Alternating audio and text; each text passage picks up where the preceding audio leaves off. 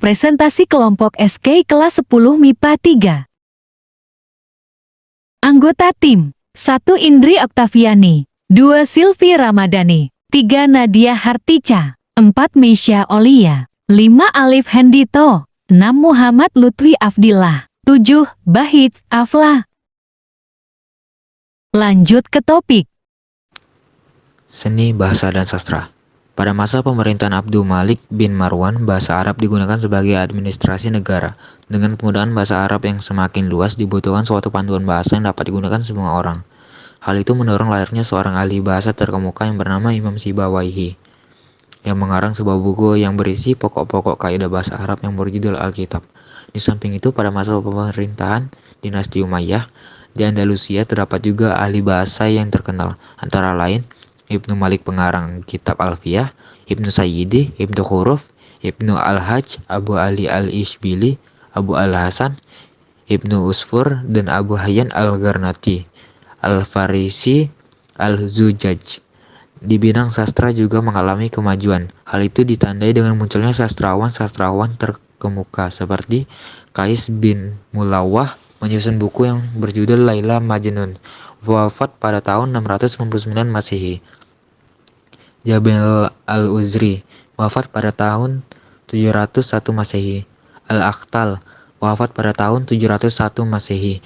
Umar ibnu Abi Rubiah, wafat pada tahun 719 Masehi. Al-Farasdaq, wafat pada tahun 732 Masehi. Ibnu Al-Muqaffah, wafat pada tahun 756 Masehi. Ibnu Al-Jarir, wafat pada tahun 792 Masehi. Ilmu tafsir memiliki makna yang strategis dalam membuatnya faktor kawasan Islam ke beberapa daerah luar Arab yang membawa konsekuensi lemahnya seni sastra Arab. Hal ini menyebabkan pencemaran bahasa Al-Quran dan makna Al-Quran yang digunakan untuk kepentingan golongan tertentu. Di antara tokoh-tokohnya adalah Mujahid, Ahtaq bin Abu Rabah, Ikrimah, Qatadah, Said bin Jubair, Masruq bin Al-Ajda, Wahab bin Munabih, Abdullah bin Salam, Abdul Malik bin Ibnu Juraidi al-Maliki. Ilmu tafsir pada masa itu belum mengalami perkembangan pesat sebagaimana terjadi pada masa pemerintahan Bani Abbasiyah. Tafsir berkembang dari lisan ke lisan sampai akhirnya tertulis. Ahli tafsir pertama pada masa itu ialah Ibnu Abbas, salah satu seorang sahabat Nabi sekaligus paman Nabi yang terkenal. Ilmu hadis. Perkembangan ilmu hadis sendiri terjadi setelah diketahui banyaknya hadis palsu yang dibuat oleh kelompok tertentu untuk kepentingan politik. Sebelumnya, hadis hanya diriwayatkan dari mulut ke mulut. Setengah sahabat dan para pelajar ada yang mencatat hadis-hadis itu dalam buku catatannya. Atas dasar itulah dirasa penting untuk menyusun atau mengumpulkan dan membukukan hadis-hadis tertentu saja yang dikira kuat dalam sanad dan matanya. Di antara para ahli hadis terkenal pada masa itu ialah Muhammad bin Syihab al-Zuhri, Hadis Ada al-Zuhri, Abu Zubair Muhammad bin Muslim bin Idris. Ilmu filsafat. Islam di Andalusia telah mencatat satu lembaran budaya yang sangat brilian. Dalam bentangan sejarah Islam, ia berperan sebagai jembatan penyeberang yang dilalui ilmu pengetahuan Yunani, Arab ke Eropa abad ke-12. Minat terhadap filsafat dan ilmu pengetahuan mulai dikembangkan pada abad ke-9 selama pemerintahan Bani Umayyah. Tokoh pertama dalam sejarah filsafat Andalusia adalah Abu Bakar Muhammad bin al-Syaikh yang terkenal dengan nama Ibnu Bajjah. Karyanya adalah Tadbir al-Muwahhid. Tokoh kedua adalah Abu Bakar bin Tufail yang banyak menulis masalah kedokteran, astronomi, dan filsafat.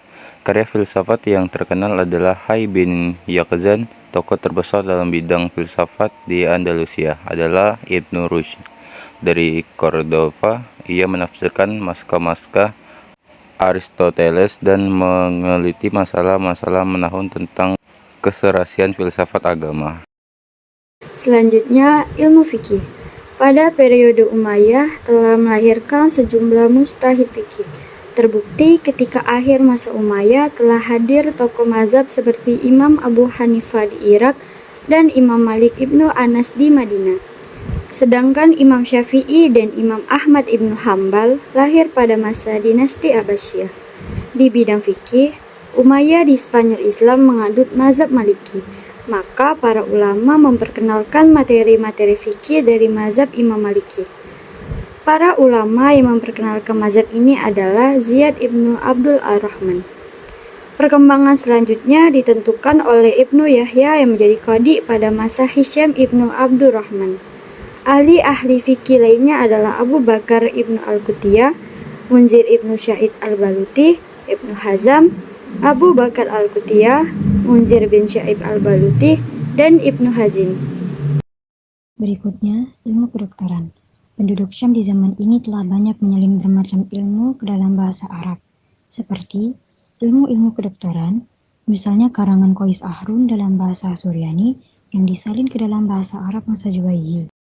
Ilmu kimia. Khalifah Yazid bin Muawiyah, seorang khalifah yang pertama kali menyuruh untuk menerjemahkan buku-buku berbahasa Yunani ke dalam bahasa Arab, melalui mendatangkan beberapa orang Romawi yang bermukim di Mesir, di antaranya Marianis, seorang pendeta yang mengajarkan ilmu kimia.